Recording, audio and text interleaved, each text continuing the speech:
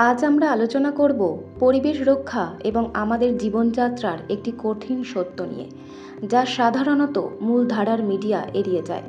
আচার্য প্রশান্ত একটি ভিডিওতে জানিয়েছেন কেন পরিবেশ পরিবর্তনের প্রকৃত সমাধান আমাদের সামনে আনা হয় না।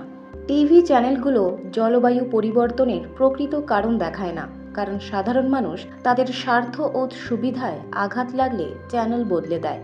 একটি পরিসংখ্যানে দেখা যাচ্ছে যে গাড়ি ব্যবহার কমানো বা প্লাস্টিক রিসাইকেল করার চেয়েও অনেক বেশি কার্যকরী হল জনসংখ্যা নিয়ন্ত্রণ। আচার্য প্রশান্ত বলছেন, পরিবেশ বাঁচাতে সবচেয়ে বড় অবদান হতে পারে একটি সন্তান কম নেওয়া। কিন্তু আমাদের সংস্কৃতিতে এই সত্যটি বলা কঠিন, কারণ এটি মানুষের ব্যক্তিগত ইচ্ছার বিরুদ্ধে যায়।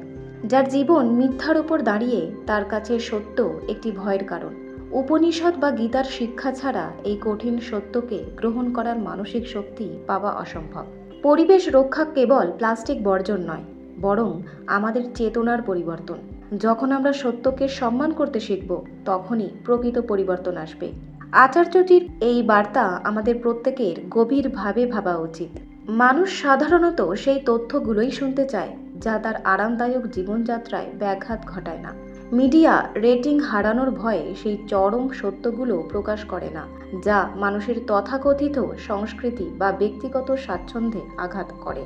তিনি বৈজ্ঞানিক তথ্য দিয়ে বুঝিয়েছেন যে ছোটোখাটো জীবনযাত্রার পরিবর্তনের চেয়ে জনসংখ্যা নিয়ন্ত্রণ পরিবেশের ওপর অনেক বেশি ইতিবাচক প্রভাব ফেলে।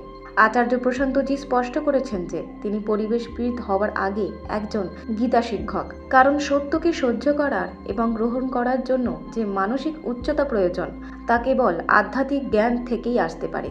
তিনি দর্শকদের উৎসাহিত করেছেন এই তথ্যের ছবি তুলে নিতে এবং বিশ্বকে জানাতে, কারণ বড় প্রতিষ্ঠানগুলো হয়তো তা করবে না।